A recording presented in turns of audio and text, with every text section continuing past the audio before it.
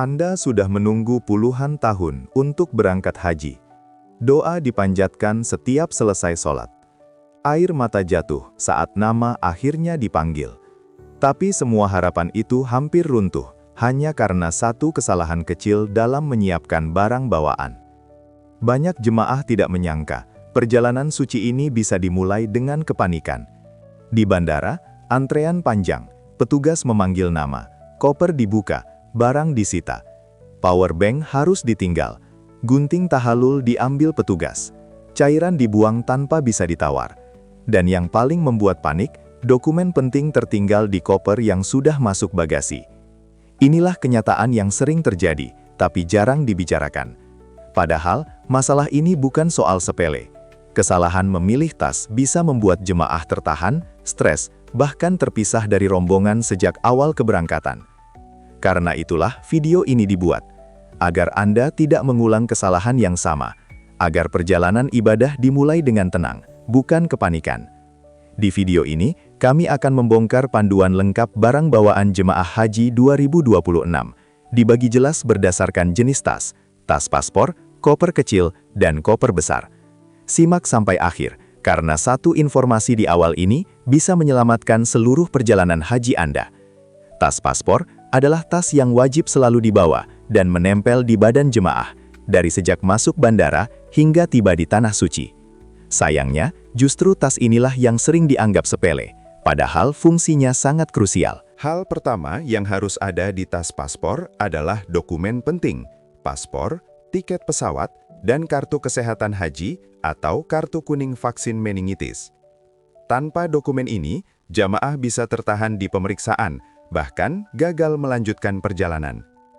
Karena itu, simpan dokumen dalam map plastik anti air dan mudah dijangkau. Kedua, uang secukupnya. Disarankan membawa rial pecahan kecil seperti 1, 5, 10, hingga 50 rial untuk keperluan mendesak, terutama saat transit atau tiba di Bandara Arab Saudi. Uang rupiah juga boleh dibawa, namun jangan berlebihan. Ketiga, perangkat elektronik penting seperti handphone, charger, dan power bank berkapasitas kecil. Jangan lupa adaptor colokan kaki 3, karena banyak jamaah kesulitan mengisi daya akibat perbedaan standar colokan di Arab Saudi.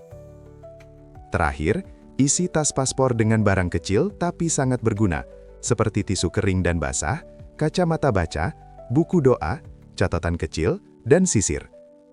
Barang-barang sederhana ini sering menjadi penyelamat di saat genting. Koper kecil bukan sekedar tas tambahan. Inilah koper yang sering menjadi penyelamat jamaah di hari pertama perjalanan haji.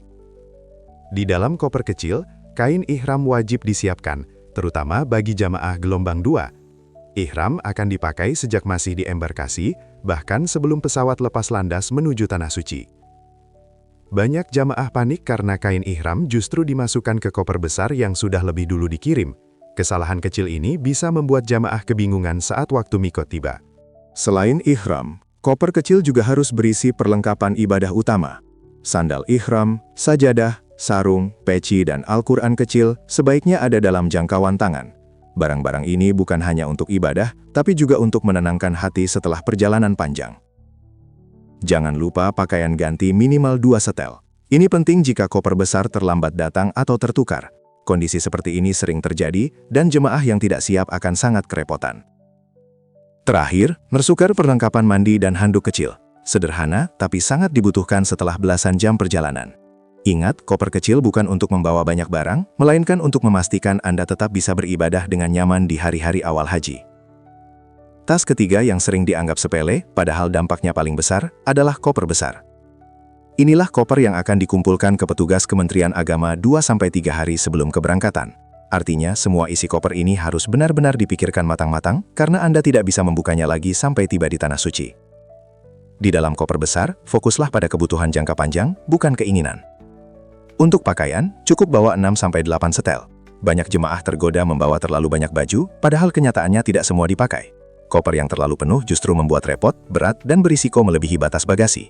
Selanjutnya, siapkan logistik ringan seperti sabun dan sampo saset, deterjen kecil untuk mencuci, serta makanan kering. Ini bukan untuk berlebihan. tapi untuk berjaga-jaga saat adaptasi di hari-hari awal. Yang paling penting, benda tajam wajib masuk koper besar. Gunting untuk tahalul harus disimpan di sini. Jika Anda salah menaruhnya di koper kecil atau tas paspor, petugas bandara akan langsung menyitanya tanpa kompromi. Ingat, koper besar bukan sekedar tempat menyimpan barang, tapi bagian dari strategi agar ibadah Anda tetap tenang, tertib, dan tidak terganggu oleh masalah sepele. Ibadah haji bukan sekedar perjalanan fisik dari tanah air menuju tanah suci. Ia adalah perjalanan batin, perjalanan kesabaran, dan perjalanan ketaatan. Namun seringkali, yang membuat jamaah kelelahan bukanlah ibadahnya, melainkan hal-hal kecil yang sebenarnya bisa dipersiapkan sejak awal. Manajemen barang bukan urusan sepele. Tas yang salah, barang yang tertukar, atau perlengkapan yang tertinggal bisa membuat jamaah panik, stres, bahkan kehilangan kekhusyukan ibadah. Padahal, haji adalah momen langka, bahkan bisa jadi sekali seumur hidup. Karena itu, menyiapkan barang dengan benar bukan hanya soal kerapian, tetapi bagian dari ikhtiar agar ibadah berjalan tenang. Ketika tas sudah rapi, dokumen aman, dan perlengkapan lengkap, hati pun lebih lapang untuk berdoa, berzikir, dan bermunajat. Mari kita belajar dari pengalaman banyak jemaah sebelumnya, agar kesalahan yang sama tidak terulang di tahun 2026. Jangan biarkan hal teknis merusak momen spiritual yang begitu agung. Bagikan video ini kepada keluarga, orang tua, dan sahabat yang akan berhaji. Semoga perjalanan mereka dimudahkan, langkahnya diringankan, dan seluruh rangkaian ibadahnya diterima oleh Allah. Amin.